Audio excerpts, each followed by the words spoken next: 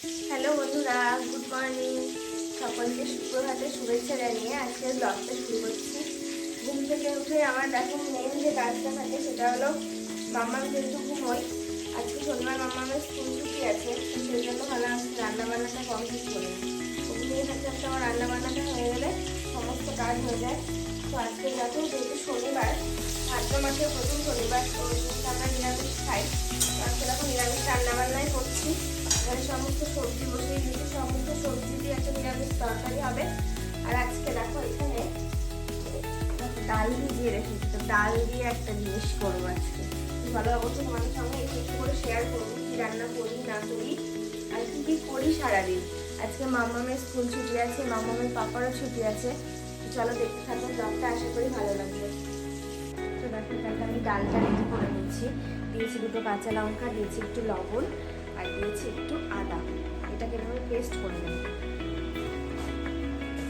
মাম্মা সবাইকে good morning বলে দাও। Good morning.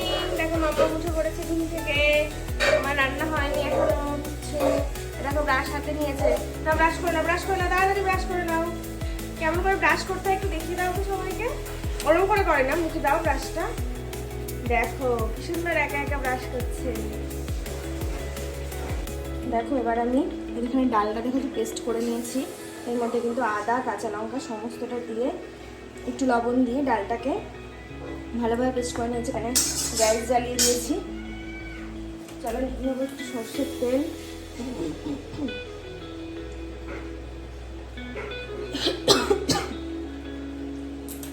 সর্ষের তেল দিয়ে দিলাম। তেলটা একটুখানি গরম হলে আমি দেবো এর মধ্যে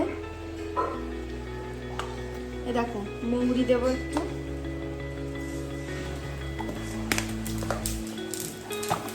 আর দেবো একটুখানি কালো জিরা। তোমরা আশা করি বুঝতে পারছো যে আমি কি বানাচ্ছি। এবার এটা ভালোভাবে একটু গরম হয়ে গেলে তেলটা দিয়ে দেবো আমি এই ডালটা পেস্ট করা। দেখো তেল গরম হয়ে গেছে, আমি দিয়ে দিচ্ছি ডাল পেস্টটা।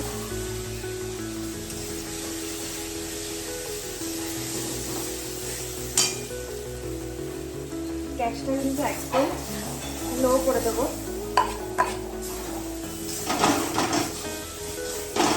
ডালটা দিয়ে দিচ্ছি। এবার দেবো একটু খুবই সামান্য লবণ দেবো, কারণ বাটার সময় লবণ দিয়েছিলাম। করার সময় দেবো সামান্য একটুখানি হলুদ। এবার এটাকে সাঁড়াশি দিয়ে ভালো করে ডালটাকে মিক্স করতে হবে।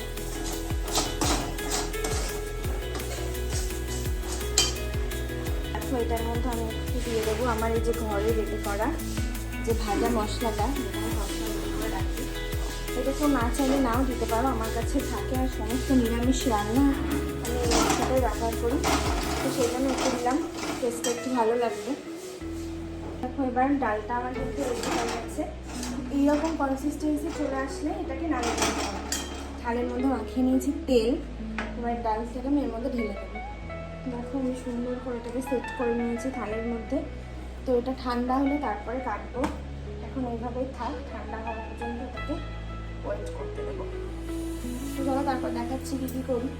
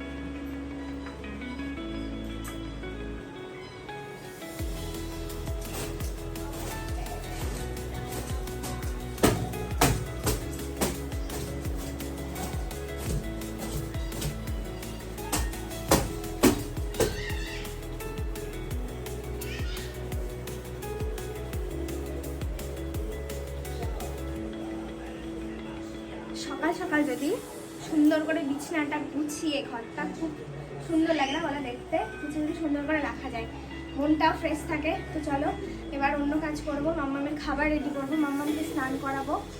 চলো দেখতে থাকো।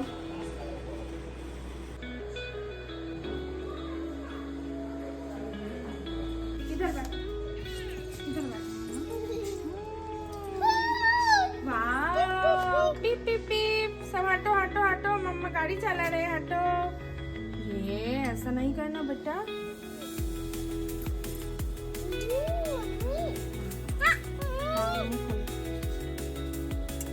Very good. দেখো আমি ধোকাগুলো যে এর মধ্যে ছড়িয়ে নিয়েছিলাম না, দেখো কত সুন্দরভাবে উঠে এসছে, দেখেছো? এই যে তেল দিয়ে বসিয়ে নিয়েছিলাম। তো এবার এগুলোকে না আস্তে আস্তে তুলে নেবো আমি। তুলে দেখো কড়াইতে তেল বসিয়ে দিয়েছি। এবার একটা একটা করে ধোকা আমি ভেজে নেবো। তেলটাও কিন্তু আমার গরম হয়ে গেছে।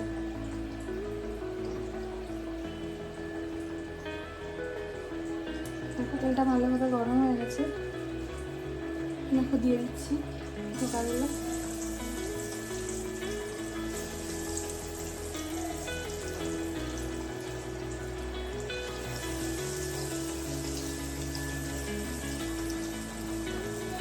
ফ্লেমটা কিন্তু লো টু মিডিয়ামে রেখেছি আমি। এবার একটা একটা করে সব ধোকাগুলো ভেজে নেব। দেখো আমার ধোকাগুলো কিন্তু দেখো ভাজা হয়ে গেছে। বেশি কড়া করবো না, এরকমভাবে এবার তুলে নেব। আমার না ধোকাটা একটু পাতলা হয়ে গেছে, একটু মোটা হবে বসালে হয়তো আর একটু ভালো হতো। মানে এটাতে কি হচ্ছে, একটু ভেঙে যাওয়ার চান্স আছে, একটু সাবধানে করতে হচ্ছে আমাকে।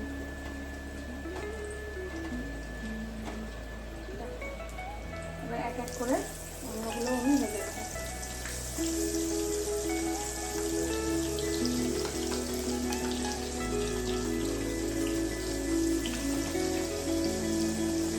চলো এক এক করে সব ধোকাগুলো ভেজে নিই। দেখো এবার বানিয়ে নেবো আমি ধোকার ডালনাটা। তো এখানে তেলের মধ্যে দিয়ে দিয়েছি একটু কালো জিরে, একটু শুকনো লঙ্কা আর একটু তেজপাতা। আর দেখো এখানে একটা মশলা বানিয়ে নিয়েছি জিরে, ধনে, কাঁচা লঙ্কা আর আদা দিয়ে। তো এই মশলাটা আমি দিয়ে দেবো। তোমরা কিন্তু এর মধ্যে চাইলে কাজু বাদাম, চাল মগজ এগুলো দিতে পারো, কিন্তু আমি দিই একদম সিম্পল করে করবো বলে। দেখো এবার দিয়ে দেবো একটু টমেটো কুচি মশলাটার মধ্যে। মশলাটাকে কষিয়ে নেবো কিন্তু ভালো করে। দেখো লবণ দিয়ে দেবো, একটু হলুদ গুঁড়ো,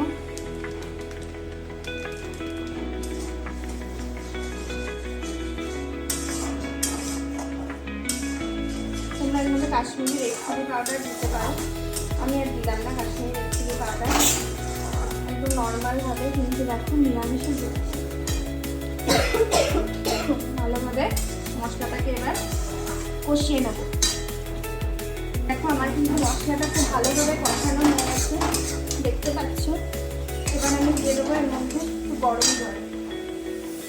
জলটা একটু গরম করে রেখেছিলাম, এটাও দিয়ে দেবো। যেহেতু আলু চালু নিই তো পাতলা ঝোল একদমই করবো না, একটু গামাখা ঝোল রাখবো।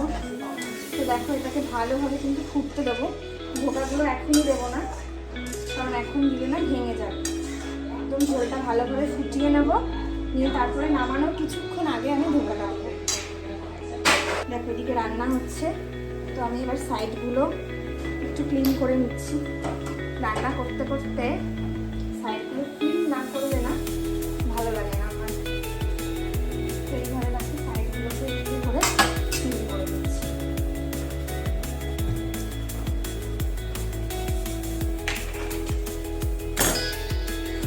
দেখো আমার ঝোলটা কিন্তু খুব ভালোভাবে ফুটে গেছে। তো এবার একটু ঝোল কম দিয়ে ধোকাগুলোকে আমি এক এক করে দিয়ে দেবো। খুব সাবধানে দিতে হবে, ভেঙে যেন না যায়।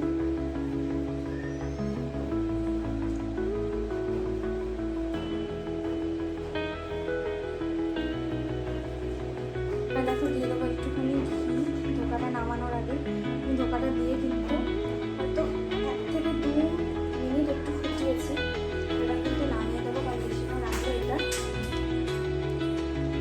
ফুলে যাবে। ধোকাটা নামিয়ে দেবো, একটু দিয়ে দেবো গরম মশলার গুঁড়ো, খুব সামান্য। ধোকা কিন্তু আমার একদম দেখুন রেডি হয়ে গেছে। কেমন হয়েছে ধোকার ডালনাটা অবশ্যই কমেন্ট করে জানাবেন। সন্ধেবেলায় একটু বেরিয়ে পড়েছি দেখো কিছু কেনাকাটা করতে। আর এই যে দেখতে পাচ্ছ এই জায়গাটা ক্যান্ডিয়ার, মালাবার, আর হচ্ছে কল্যাণ জুয়েলারি, আর হচ্ছে তানিস্ক।